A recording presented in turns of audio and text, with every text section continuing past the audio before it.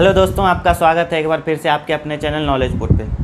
तो आज की वीडियो में हम बात करेंगे दर्पण सूत्र के बारे में। आप लोगों को पता होगा दर्पण सूत्र क्या होता है, यानी 1/f बराबर 1/v प्लस 1/u। अब उसमें देख लेते हैं f क्या है आपका। f हो जाएगा आपका क्या, फोकस दूरी। v क्या हो जाएगा आपका, प्रतिबिंब दूरी। और u हो जाएगा आपका वस्तु दूरी। यानी u से किसको सूचित करते हैं, वस्तु दूरी को। v से किसको सूचित करते हैं, प्रतिबिंब दूरी को। और f से किसको सूचित करते हैं, फोकस दूरी को। और c से भी होता है, c से होता है आपका क्या, वक्रता केंद्र ना, लेकिन उसको हम क्या बोलते हैं, वक्रता दूरी। ठीक है, उसको हम क्या बोलेंगे, वक्रता तिर्ज्या भी बोल सकते हैं इसको, वक्रता तिर्ज्या। तो आज हम लोग बात करेंगे दर्पण सूत्र को सिद्ध कैसे किया जाए, यानी सबसे आसान तरीका दर्पण सूत्र को सिद्ध करने के लिए। आपको ऐसा फिगर हम बता चुके हैं, यानी अगर वस्तु आपका क्या हो, देखिए c यहाँ पे है ना, यानी वक्रता केंद्र से बाहर है, तो वो कहाँ चला गया आपका, अनंत नहीं, और लेकिन दिख रहा है ना, तो इसीलिए अनंत और वक्रता केंद्र के बीच वस्तु को रखे हैं। जब अनंत और वक्रता केंद्र के बीच वस्तु को रखे तो उसका प्रतिबिंब कहाँ पे बनेगा, c तथा f के बीच, यानी वक्रता केंद्र तथा फोकस के बीच। तो देखिए a भी वस्तु रखे हैं और आपका प्रतिबिंब बना है a डैश और b डैश कहाँ पे बना है, c तथा f के बीच बना है। तो सेम वही प्रतिबिंब बना लेना है, ठीक ना। इसमें थोड़ा सा अंतर क्या करना है, आपको m और n क्या खींचना है, लंब खींचना है। m और n लंब खींच लिए। देखिए सब चीज़ यहाँ पे लिखा हुआ है। x y एक अवतल दर्पण है जिसमें AB वस्तु को अनंत तथा C के बीच रखा गया, जिसका वास्तविक प्रतिबिंब C तथा F के बीच बना। ये चीज़ तो आपको पहले से पता है। थोड़ा सा अंतर किए, तथा Mn लंब खींचा। देखिए यहाँ पे Mn जो है ना लंब खींचे हैं त्रिभुज बनाने के लिए, ठीक ना, और उसका कोई काम नहीं। इसमें देख लेते हैं हमारा है क्या क्या चीज़। जैसे देखिए P और F हम क्या बोले, यानी फोकस तक की दूरी क्या कहलाएगी, यानी दर्पण के ध्रुव से लेके फोकस तक की दूरी क्या कहलाती है, फोकस दूरी कहलाती है। दर्पण के ध्रुव से लेके वक्रता केंद्र की दूरी क्या कहलाती है, वक्रता तिर्ज्या कहलाती है।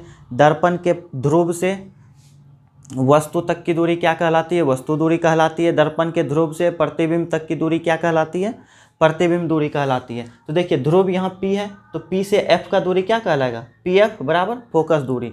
उसके बाद P से A डैश, यहीं पे प्रतिबिंब बना है, तो P से A डैश तक का दूरी क्या कहलाएगा आपका, प्रतिबिंब दूरी कहलाएगा। P से C यानी PC, ये दूरी क्या कहलाएगा आपका, वक्रता तिर्ज्या कहलाएगा। हम लिख दिए हैं। उसके बाद P से लेके B, यहाँ पे वस्तु स्थित है ना, तो P से लेके B तक का दूरी क्या कहलाएगा आपका, वस्तु दूरी कहलाएगा।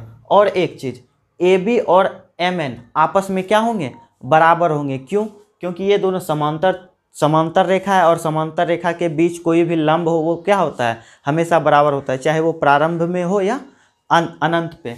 तो वो दोनों दूरी क्या होता है आपका, बराबर होता है। वैसे भी दो समांतर रेखा के बीच का दूरी जो है ना, प्रारंभ में भी उतना ही होता है और अनंत पे भी क्या होता है, अनंत का दूरी और प्रारंभ का दूरी दोनों के बीच का बराबर होता है। तो इसीलिए ए बी आपका किसके बराबर होगा, MN के बराबर होगा। और एक चीज़ यहाँ पे लिख दी है, PB बराबर MN। और दूसरा है आपका क्या, F और N जो है ना, F और P के बराबर होगा, ठीक ना। रीजन क्या है, F और PF किसके बराबर होगा, F और N के बराबर होगा, या NF के बराबर होगा, उल्टा पुल्टा बोल सकते हैं, ठीक ना। क्यों बराबर होगा, क्योंकि रीजन देंगे N और P क्या है, काफ़ी निकट है। N जो है ना P के क्या है, बहुत निकट है, इसीलिए PF बराबर क्या होगा, NF होगा, ठीक ना। PF बराबर क्या हो जाएगा आपका, NF। तो इतना चीज़ आपको जो है ना लिखना है। ये चीज़ आप जब भी सिद्ध कीजिएगा तो इतना वो चीज़ आपको अपने से लिखना पड़ेगा, ये 6 पॉइंट। बाकी आपको कुछ नहीं लिखना है, सीधा जो है ना आपका दर्पण सूत्र क्या हो जाएगा, सिद्ध हो जाएगा। जैसे देखिए इसमें कितना त्रिभुज बन रहा है, एक त्रिभुज, 2 3 4, इसी 4 त्रिभुज से काम है। इस चारों को क्या करेंगे हम लोग, एक एक करके समरूप करेंगे। आप लोगों को पता होगा समरूप करने का नियम। समरूप जो है ना, अगर किसी त्रिभुज के अगर 2 कोण बराबर कर देते हैं, त्रिभुज का अगर 2 कोण क्या कर क्या कर देते हैं, अगर बराबर कर देते हैं तो वो दोनों त्रिभुज क्या हो जाता है आपका, समरूप हो जाता है। अगर दो त्रिभुज के आपस में दो कोण बराबर हो तो वो दोनों त्रिभुज क्या हो जाते हैं, आपके समरूप हो जाते हैं। और जब कोई आकृति समरूप हो जाती है तो उसका संगत भुजा क्या होता है, आपका समानुपाती होता है। जैसे कि एक उदाहरण देके हम यहाँ पे छोटा सा समझा देते हैं। जैसे मान लीजिए PQR और दूसरा त्रिभुज आपका ABC, ये दोनों त्रिभुज मान लेते हैं क्या आपका समरूप है। इसका कोण P और कोण A क्या है, बराबर है, और कोण Q और कोण B क्या है आपका बराबर है। दो को कोण बराबर हो गया तो ये दोनों त्रिभुज आपका क्या हो गया, समरूप हो गया। तो इसका संगत भुजा यानी PQAB क्या हो जाएगा, PQ बटा AB बराबर PR बटा AC, PR बटा AC, अब बराबर क्या हो जाएगा QR बटा BC। यानी जैसे दो आकृति को हम समरूप करते हैं तो उसकी संगत भुजा क्या हो जाती है, समानुपाती हो जाती है। इसको बोलते हैं समानुपाती, यानी बटा के रूप में लिखना, यानी एक त्रिभुज का संगत भुजा दूसरे त्रिभुज के संगत भुजा के बटा में लिखना, यानी भाग के रूप में लिखने के बराबर, उसी को बोलते हैं समानुपाती। तो इतना चीज़ आपको समझ में आ गया। तो आते हैं हम दर्पण सूत्र पे। तो सब कुछ लिखा हुआ है, आपको सीधे क्या करना है, 1/f बराबर 1/v प्लस 1/u। तो देखिए पहले इन दोनों त्रिभुज को लेते हैं, पहला दूसरा, यानी इन दोनों त्रिभुज का नाम हो गया ABC और दूसरा त्रिभुज A'BC। इन दोनों त्रिभुज में देखिए कौन कौन सा दो को कोण बराबर, हम डायरेक्ट लिख दिए हैं त्रिभुज ABC समरूप A'BC। देखिए यहाँ का कोण B और यहाँ का कोण A, ये दोनों कितना है आपका 90 डिग्री, प्लस यहाँ का कोण C और यहाँ का कोण C दोनों बराबर होगा। आप लोगों को पता होगा शीर्षाभिमुख कोण कहते हैं इन दोनों कोण को, क्या बोलते हैं, शीर्षाभिमुख। जैसे मान लीजिए एक रेखा अगर दूसरे रेखा को काटती है तो आमने सामने जो कोण बनता है उसको क्या बोलते हैं, शीर्षाभिमुख कोण बोलते हैं, यानी सर के सीधा में बना हुआ कोण। तो ये दोनों कोण बराबर होगा, प्लस कोण B और कोण A क्या होगा आपका 90 डिग्री। तो दो कोण बराबर हुआ तो ये दोनों त्रिभुज आपका क्या हो गया, समरूप हो गया। ये दोनों त्रिभुज आपका क्या हो गया, समरूप। हम डायरेक्ट लिख दिए हैं त्रिभुज ABC समरूप त्रिभुज A'BC। तो जब दोनों त्रिभुज समरूप हो गया, तो अभी तुरंत बताए थे जब दो त्रिभुज समरूप होते हैं तो उसकी संगत भुजा क्या हो जाती है, समानुपाती हो जाती है। तो दोनों त्रिभुज समरूप हो गया तो उसका संगत भुजा को समानुपाती, यानी लंब बटा लंब, आधार बटा आधार, ठीक ना। तो AB बटा क्या हो जाएगा आपका A' और B', AB बटा A', B' बराबर B और C, ये आधार है इस त्रिभुज का ABC का, और A', B', C त्रिभुज का क्या है, आधार है। तो BC बटा क्या हो जाएगा आपका A', हो जाएगा। तो AB बटा A', B' अब BC बटा A', तो इसको हम बना लेते हैं समीकरण 1। और अब चलते हैं दूसरे त्रिभुज की ओर। यहाँ पे देखिए दूसरा त्रिभुज है, ये हो गया पहला, ये दोनों समरूप हो गया। दूसरा ये दोनों भी क्या हो गया आपका समरूप हो जाएगा।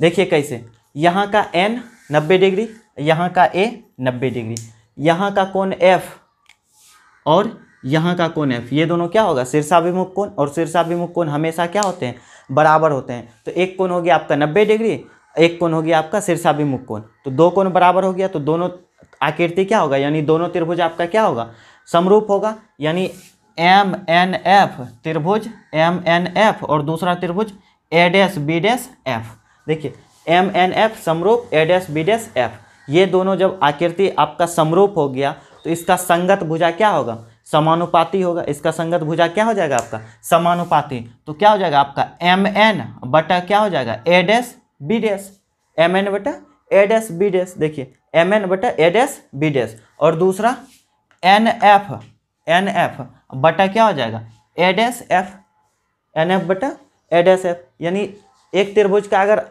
लंब लेंगे तो दूसरे त्रिभुज का क्या लेना पड़ेगा, लंब। अगर एक त्रिभुज का आधार लेंगे तो दूसरे त्रिभुज का भी क्या लेना पड़ेगा, आधार। तो वही लंब बटा लंब, आधार बटा आधार। तो समीकरण आपका क्या बन गया 2। देखिए यहीं पे थोड़ा सा चेंज किए हैं, MN के बदले आपका कौन आया है, AB आया है। हम पहले बता दिए थे AB किसके बराबर है, MN के बराबर है। क्यों, क्योंकि दोनों समांतर भुजा के बीच का क्या है, लंब है, तो दोनों क्या होगा बराबर। तो एक दूसरे के बदले में हम लिख सकते हैं। तो इसीलिए MN के बदले में हम किसको लिख दिए हैं, AB को लिख दिया। और दूसरा चेंज क्या है आपका NF के बदले में कौन आ गया है, PF आ गया है। क्यों? क्योंकि देखिए पहले हम दर्शा चुके हैं PF किसके बराबर था, NF के बराबर। क्यों?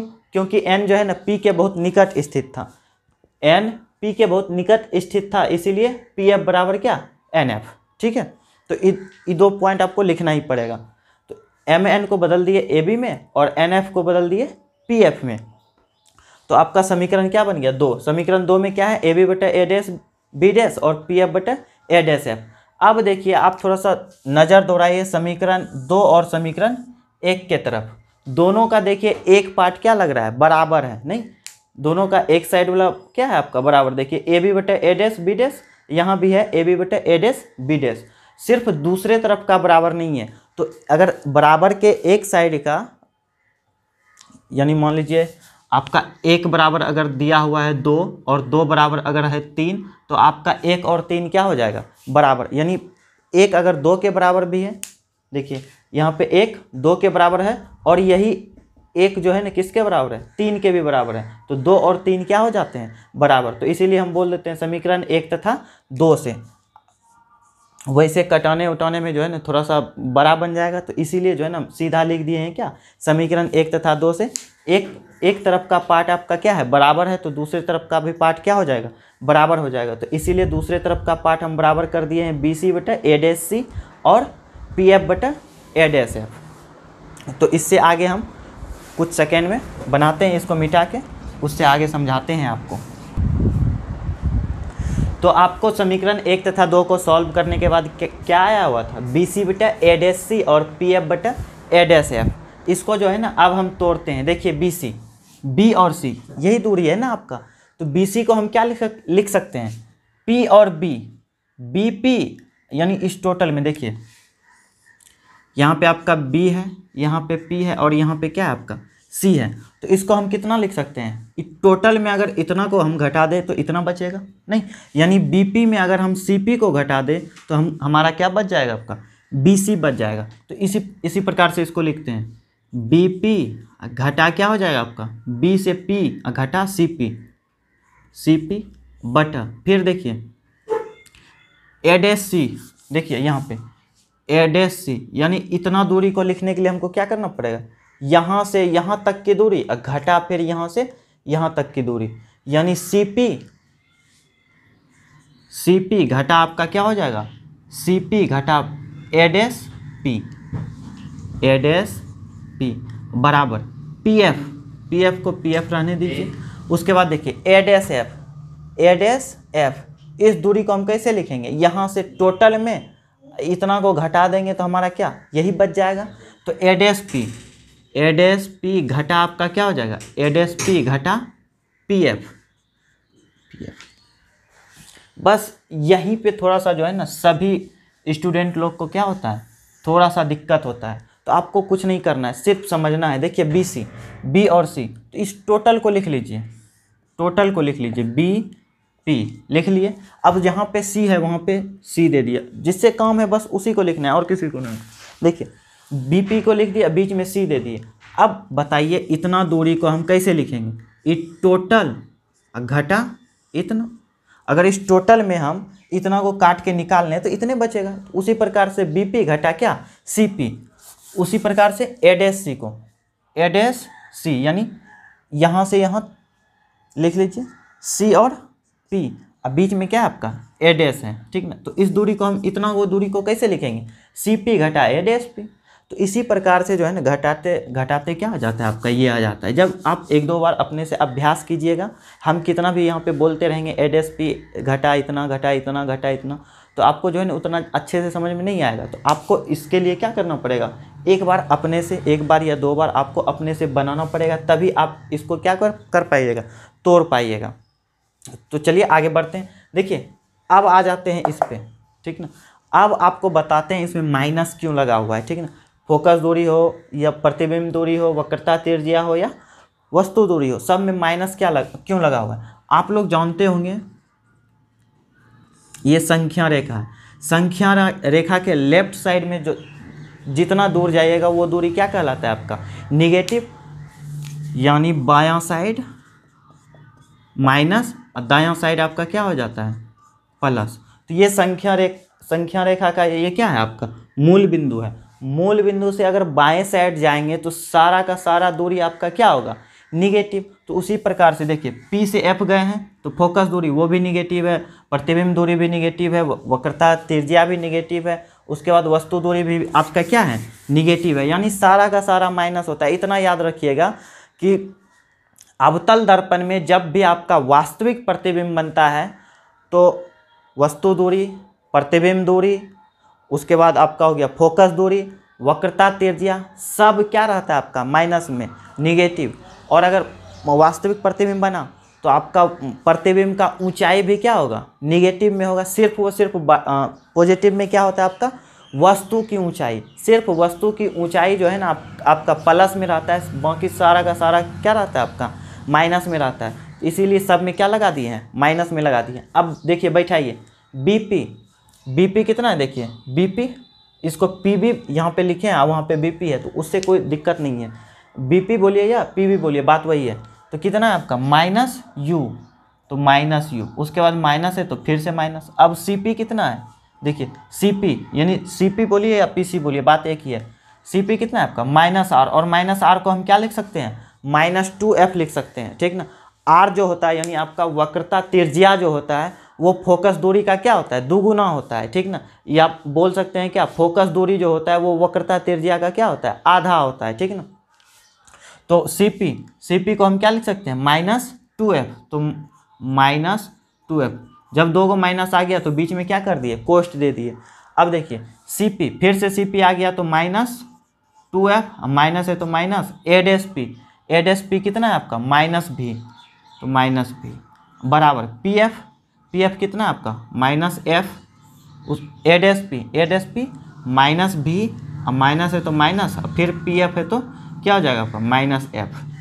अब इसको सॉल्व कर लेते हैं, -u तो -u, माइनस प्लस 2f बटा -2f तो -2f, माइनस प्लस भी तो भी इक्वल टू क्या हो जाएगा, -f बाय -भी, माइनस प्लस f। माइनस का जब गुना होता है तो वो क्या बदल जाता है, प्लस में बदल जाता है। तो इतना याद रखिए। अब देखिए अब कोना कोनी क्या करेंगे, हम गुना करेंगे। अब कोना कोनी क्या करेंगे, गुना करेंगे, इसको इससे गुना और इसको इससे गुना, ठीक है। तो पहले -u से ई दोनों में गुना करते हैं, -u गुना -f क्या हो जाएगा, माइनस प्लस u भी, ठीक ना। u गुना भी, u भी, और u गुना f क्या हो जाएगा, uf, minus plus minus uf, कोई दिक्कत। उसके बाद चलिए फिर 2f से गुना करते हैं, इसमें प्लस है इसमें माइनस है तो माइनस हो जाएगा। 2f गुना भी तो क्या हो जाएगा, 2f भी, ठीक है। उसके बाद 2f गुना f तो क्या हो जाएगा आपका प्लस 2f का स्क्वायर, ठीक है। उसके बाद इधर से गुना करते हैं, बराबर -f गुना -2f तो क्या हो जाएगा आपका माइनस प्लस 2f का स्क्वायर, और माइनस -f गुना भी तो क्या हो जाएगा आपका -f भी। अब देखिए कुछ कट रहा है, 2f स्क्वायर और 2f स्क्वायर क्या हो गया, खत्म।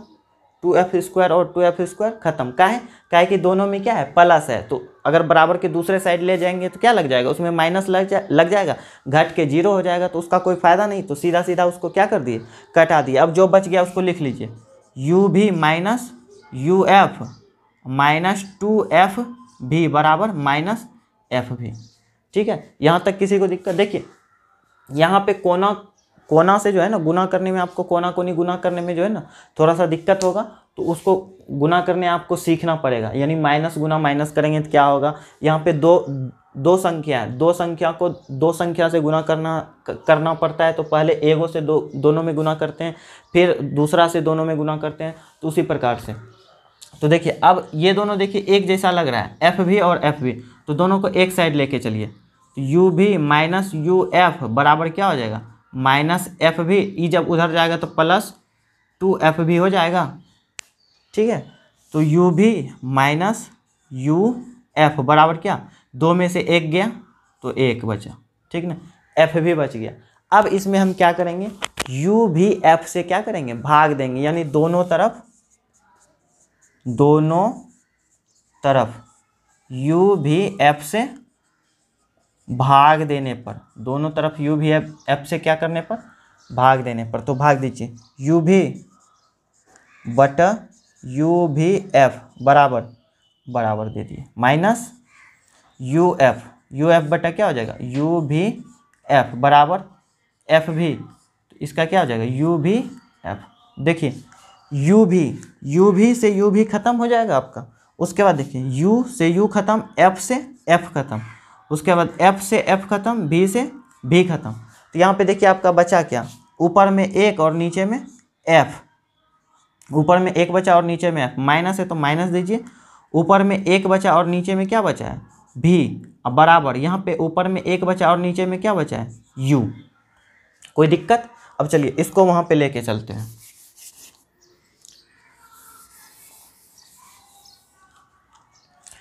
क्या है 1/f माइनस 1/v बराबर 1/u।